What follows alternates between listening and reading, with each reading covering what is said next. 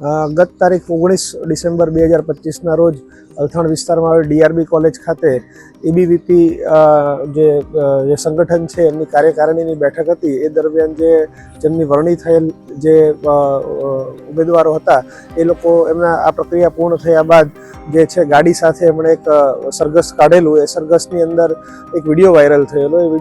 એ viral વિડીયોને જોતા એની અંદર અમુક કાળા કાચવાળી ગાડીઓ તથા અમુક ગાડીઓમાંથી જે છે ભયજનક રીતે ડ્રાઇવિંગ કરતા હોય એવું વિડીયોની અંદર સ્પષ્ટ જણાઈ આવેલ.